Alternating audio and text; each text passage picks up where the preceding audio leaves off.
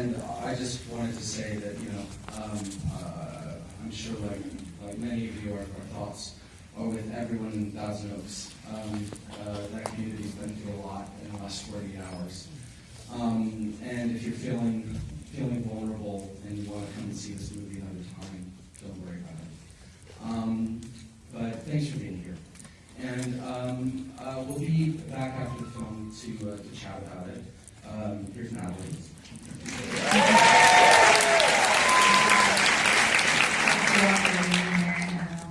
As Brady said, it's been a rough few days for everyone in the community. So thank you for being here. I hope this evening provides some magic. And we'll talk to you after the show.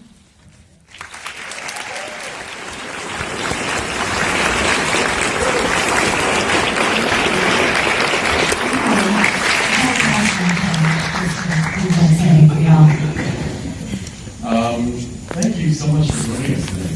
Thank you for having me here. I love the festival and means so much to our city, so thank you. And we saw volunteers here.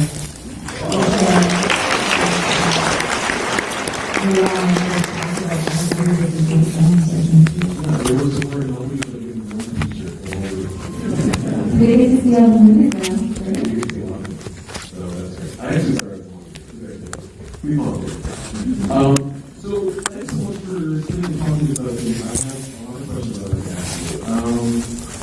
Can you tell me a little bit about what your approach was to sort of building those characters? Because it seems to me like was this sort of when you're creating a character like this, was this a collaboration that you and the director talked about? Absolutely. I think the biggest part of the character was the writing. Brady wrote such a specific character that felt so rounded and such like a real human being with, very dark sides, very, sometimes she's really authentic and sometimes she's totally fake. And sometimes she's cruel and sometimes she's gentle and sometimes she's, performing and sometimes she's being. And it was really just remarkable reading it. So I feel like that really provided a great blueprint. And then watching all the different documentaries that Foster was made himself and have made them now, and working on the choreography, actually, my dance coach, Cal, is here somewhere.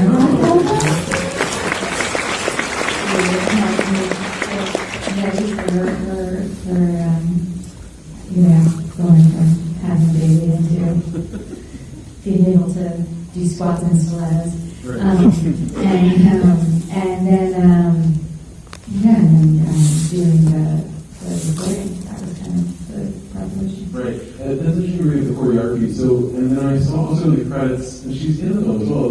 Celia Rawson Hall is the choreographer for the film. Is that right? Well, she choreographed the piece where she's teaching Raffey Right. to play the choreography in that scene. Right. And then my husband Benjamin actually choreographed the end sequence, which is really nice to get to. Thank you. That's interesting. She's a filmmaker of her own, Celia, and we actually had a film Chris some years ago. And so talking about mentioning the younger actress who plays Celeste in the earlier half of the film, what was that like? Did you work with her to kind of build the character as, like, did you guys talk about how that sort of two sides of the character were going to work together in a sense, or? We actually didn't, and I think that was intentional for Brady because he really wanted them to be different characters because she's really changed, obviously. You see this innocent young woman at the beginning and then catch her after, 20 years of hard life, I guess. And I love the fact that he just skipped that period because we all know how to fill it in. Plenty of the hard times of a pop star, the rocky road until their resurrection is such a familiar tale to us, so we don't have to see it. It's not really well that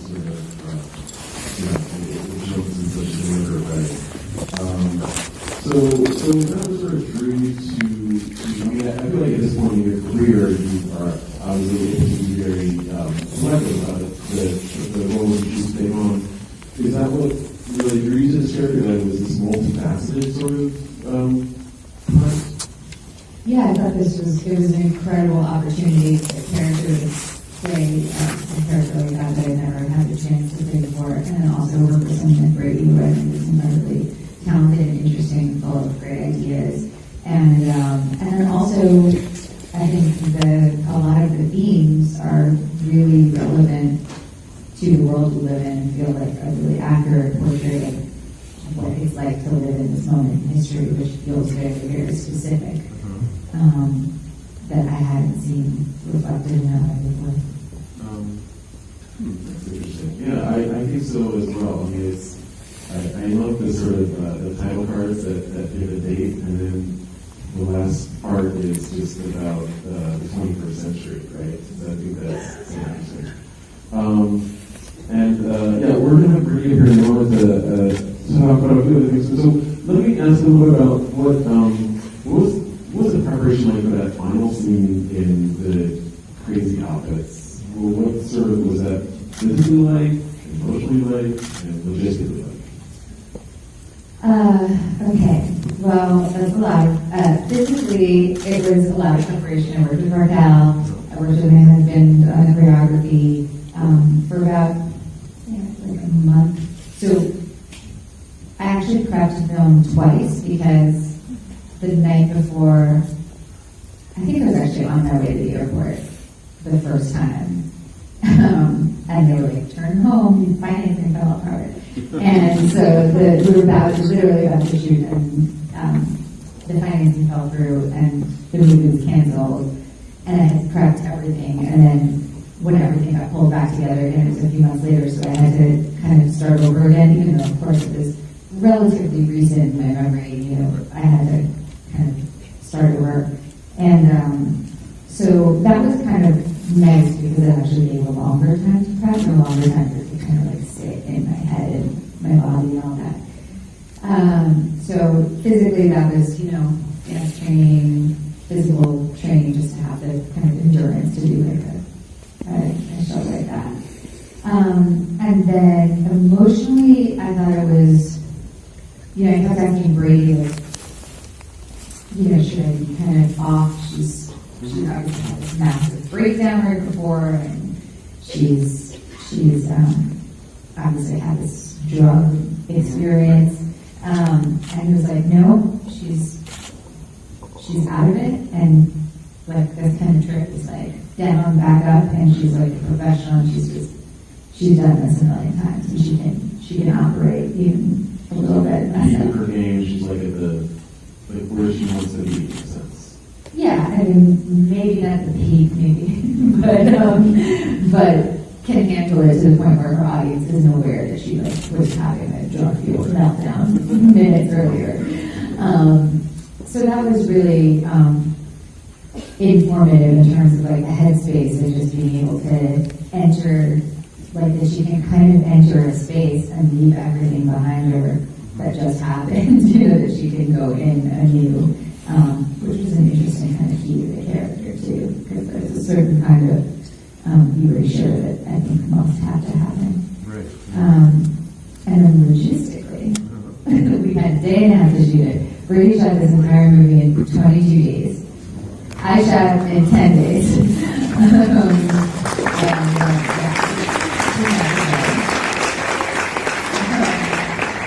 And we shot, they opened a studio like right around the corner from my house where I grew up, and like right around the corner from my school where I grew up. So it was legitimately like a homecoming kind of feeling.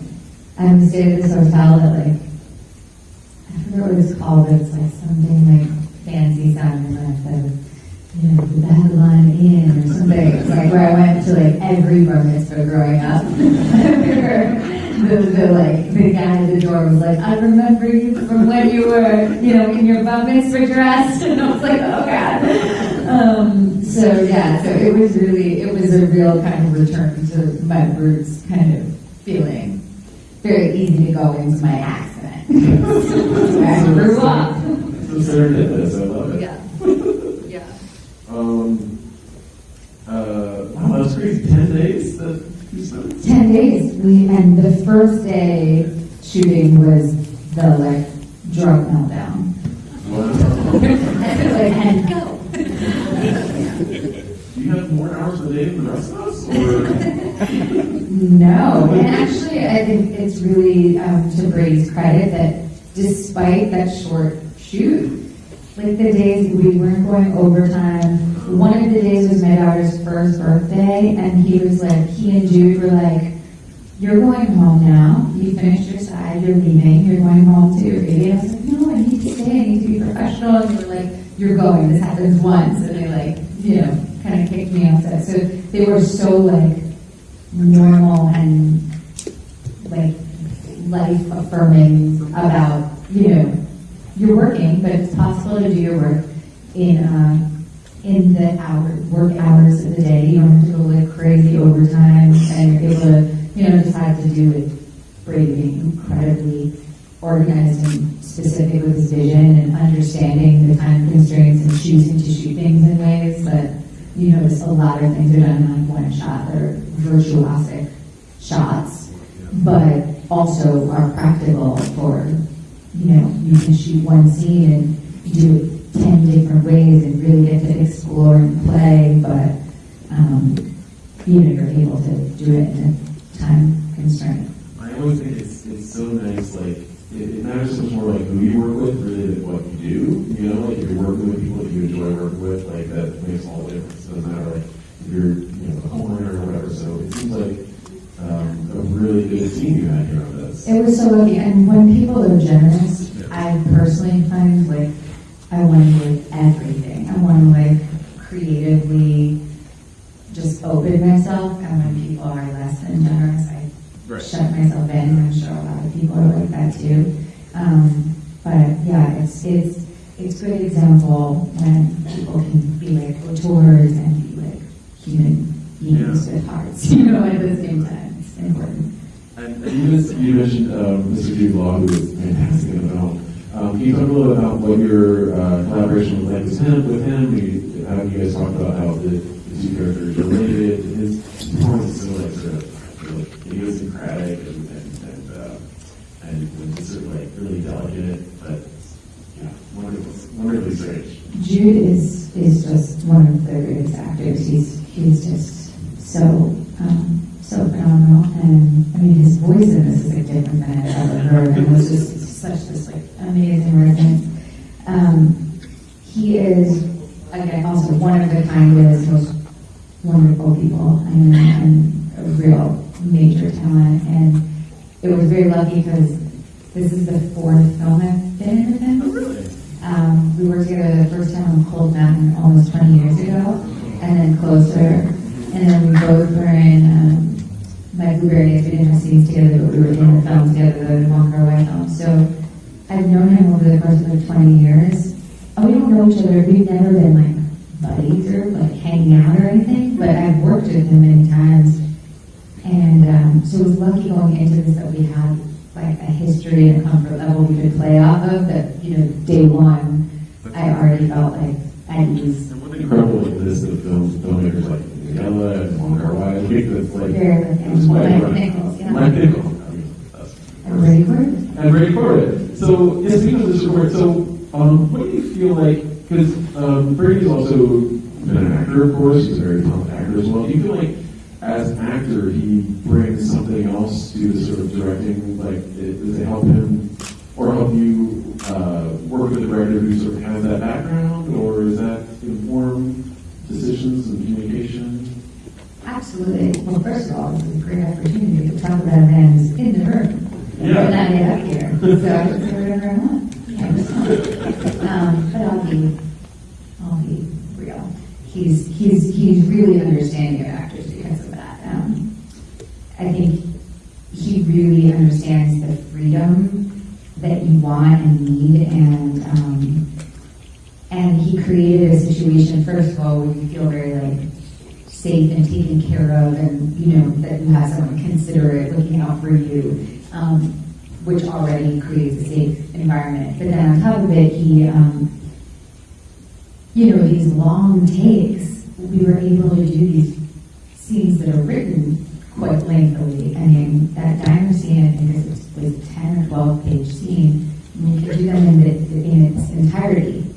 And when you can do it in its entirety, you really are able to, like, first modulate throughout the scene, like where you're going, what turns you take, and you also are able to keep track of, like, doing completely different things and letting starting points that are different go different places, end different places. So it's a real gift because, you know, doing like a fragment of a scene is hard. It's like a whole different scale.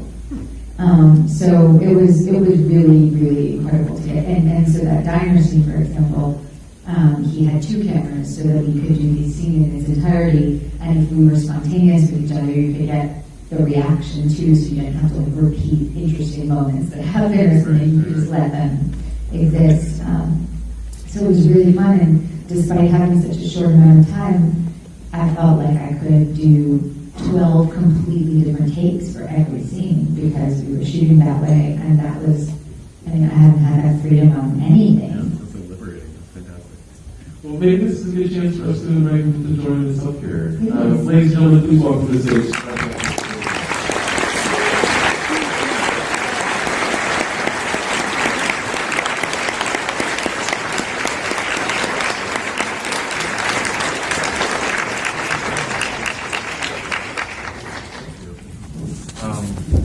Congratulations on the film. That was just tremendous. You guys liked it, right?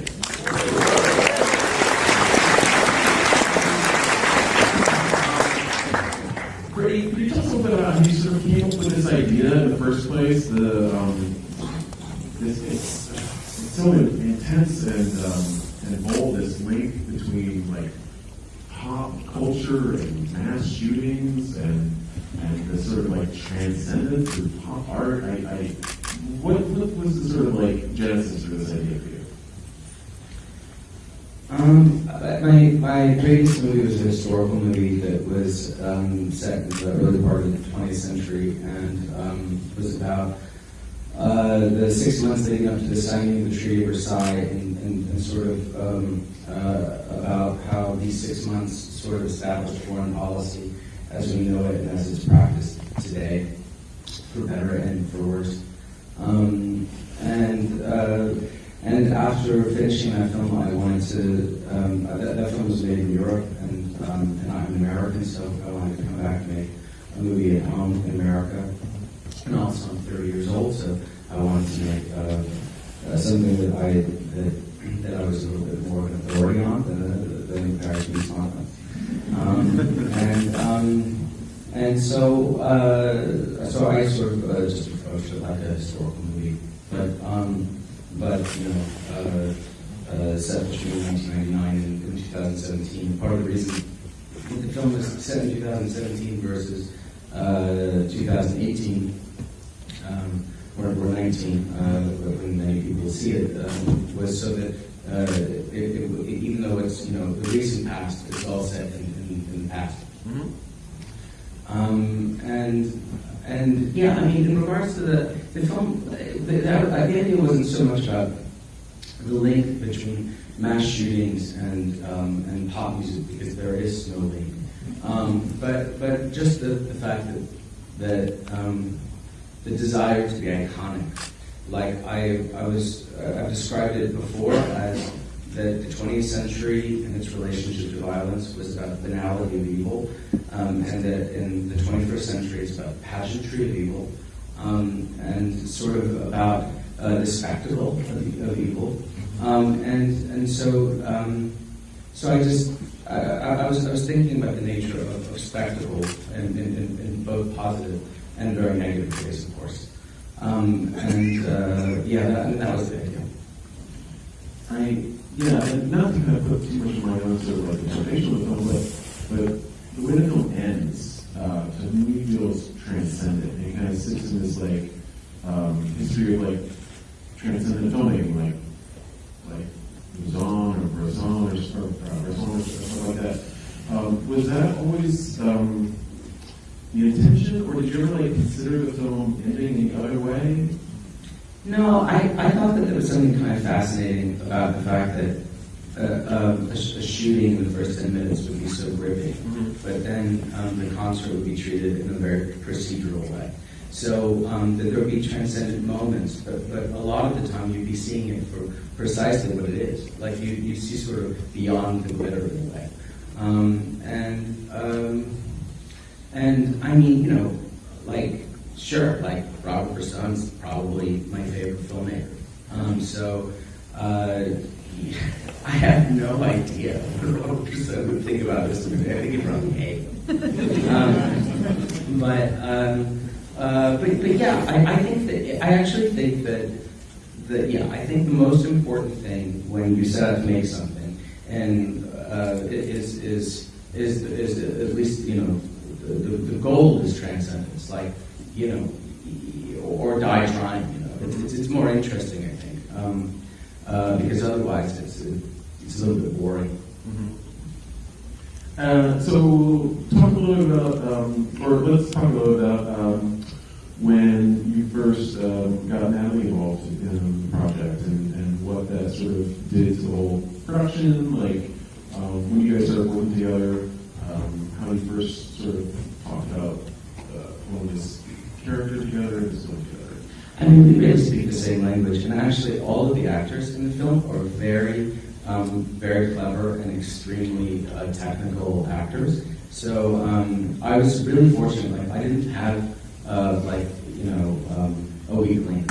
Everybody was super prepared and understood what we were doing, or if they didn't understand it completely, trusted what we were doing. I mean, the film stylistically, it's a bit indescribable in a way, it shifts gears a lot. But everybody would just sort of, everyone was sort of, showed up pretty game for whatever we had to achieve that day. And it's exhilarating when you prepare a project for a few years. And we didn't have a table read or anything, so I had never heard any of these words spoken out loud. I wasn't even sure if a monologues to diner or stuff could really be delivered. I mean, honestly, I didn't. I thought there's a lot of alliteration and stuff, and there's a lot of jokes. And I thought maybe it's something that is kind of fun to read, but maybe not that fun to watch. And then it was just, it was really gratifying and amazing to watch Natalie and Raffey do it. I mean, I've been dreaming about it for many years, these two people talking. And so, it was exhilarating. Raffey's the actor who plays your daughter and plays the younger version, correct? Yeah. That's such an interesting choice to have the same actor play those two roles. Isn't it? Was that always the intention? That was always the intention. And how did you find this talented woman? I had seen Raffey in a few things. She had been, I'd seen her in a short film that she did for the BBC when she was, I think, about 12 years old. She was super impressive in it. I keep bringing this up, so I should find out what it's called.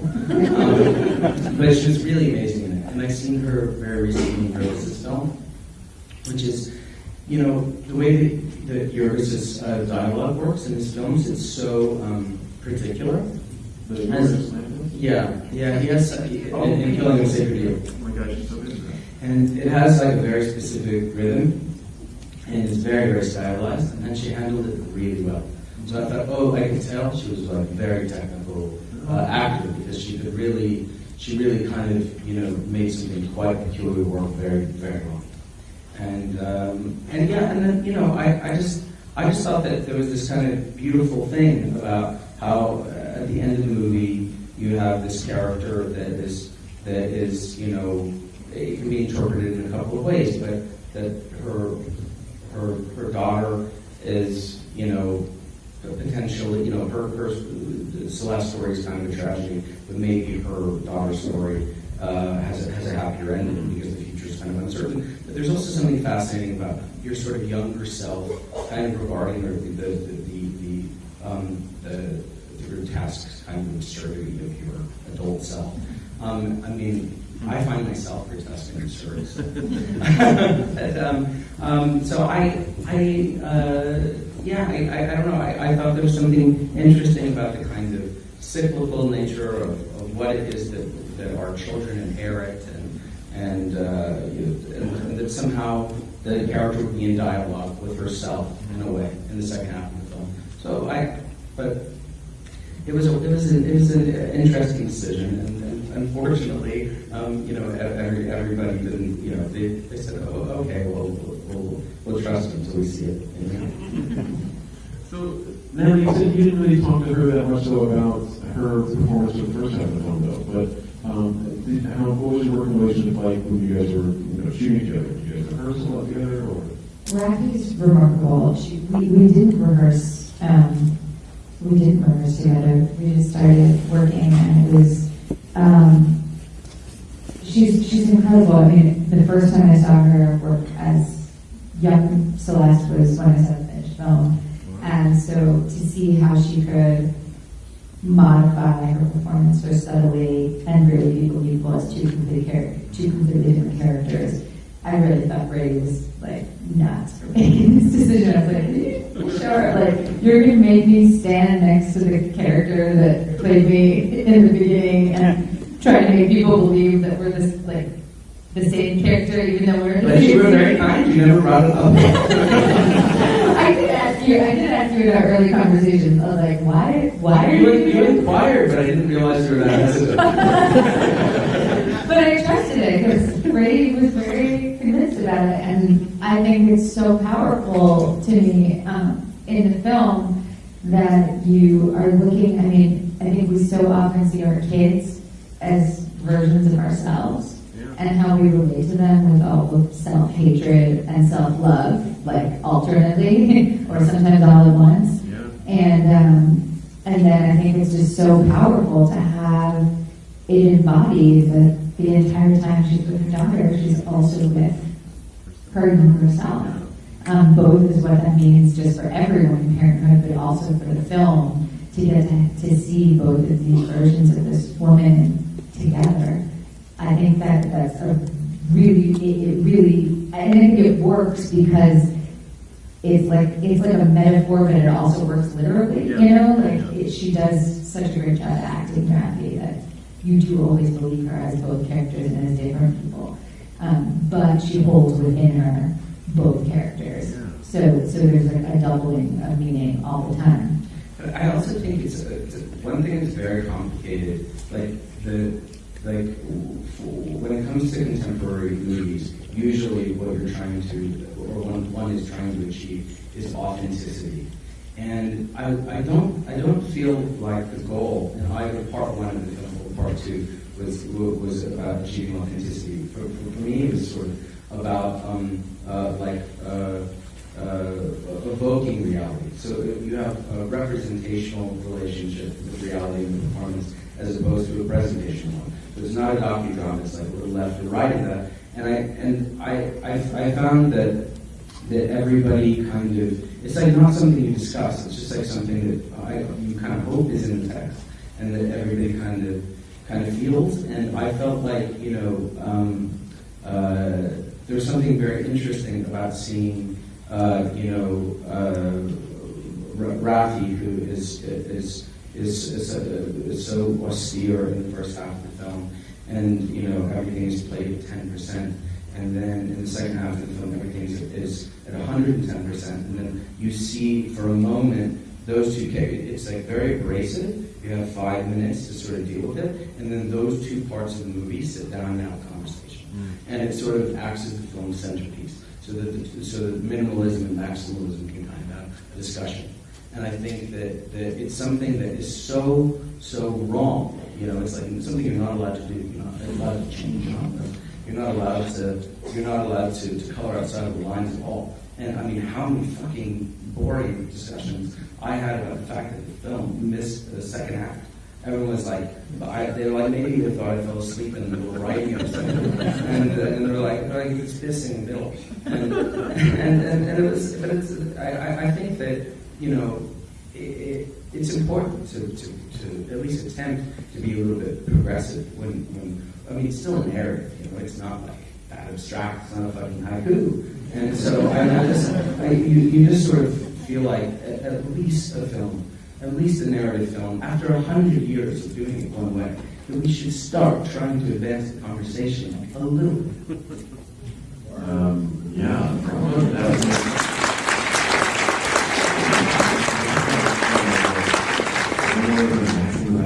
That's amazing. I love the choice that you made with the act structure. I think it's beautiful. But just as a final note, I just want to say maybe I was just I'm just a dense person, but Raffey, I feel like her two performances are so nuanced that it took me a long time to be like, oh wait a minute, that's the same girl, right? I know, it's funny. The only difference is like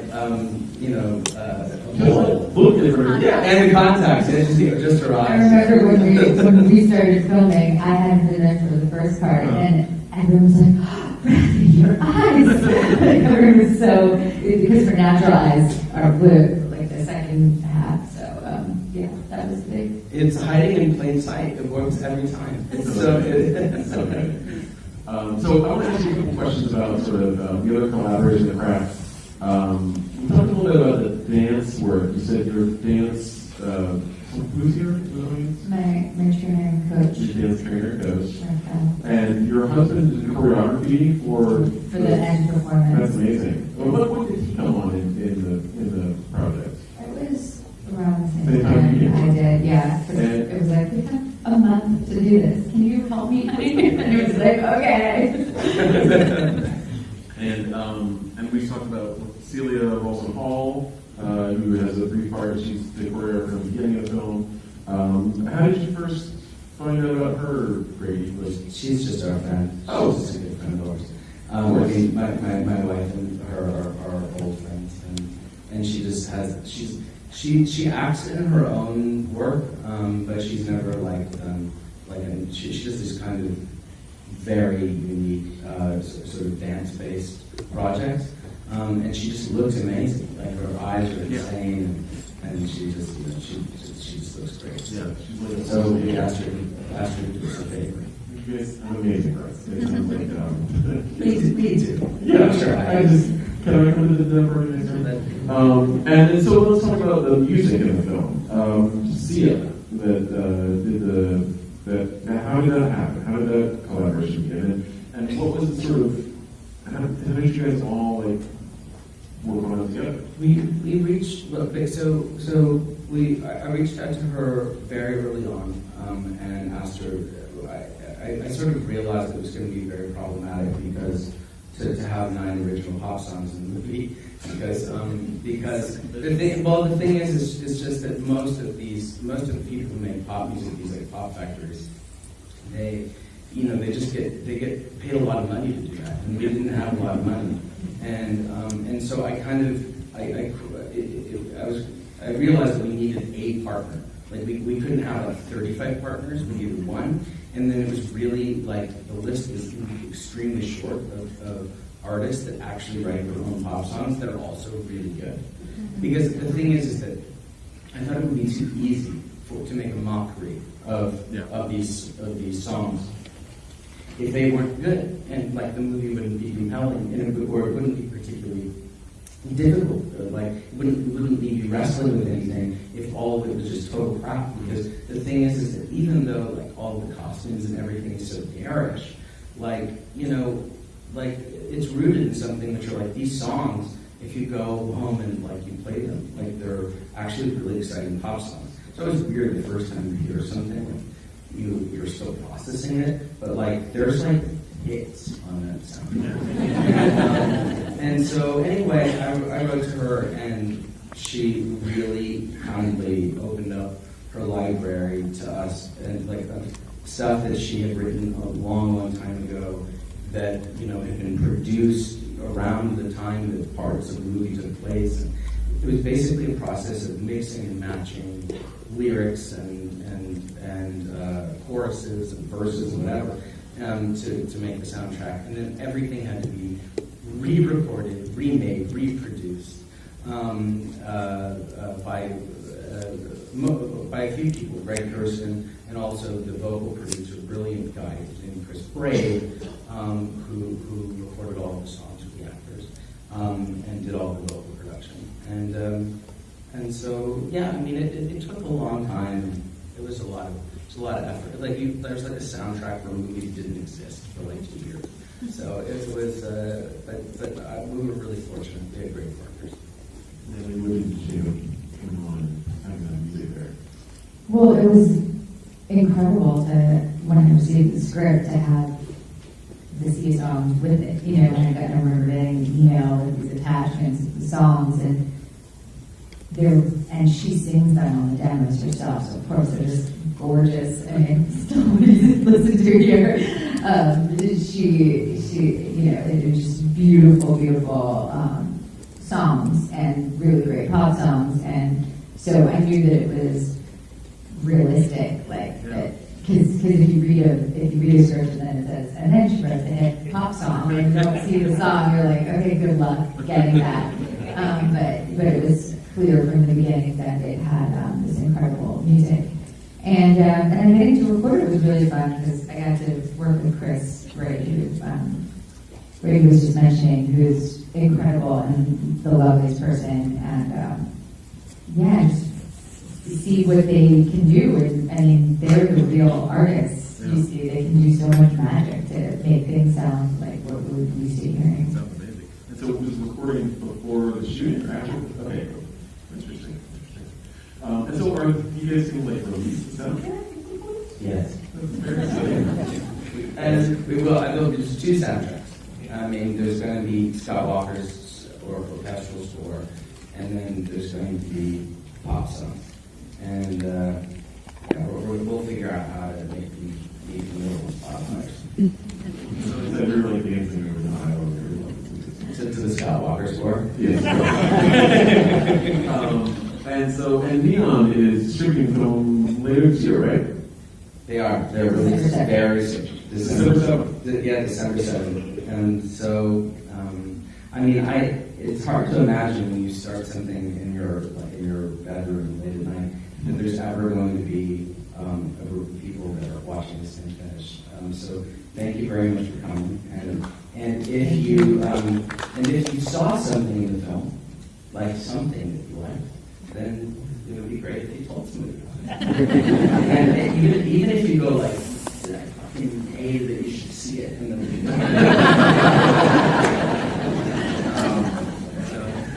we'll be at Q&As, and you can like throw tomatoes at us next time. Or give us a hug. Natalie Brady, thank you so much. Thank you.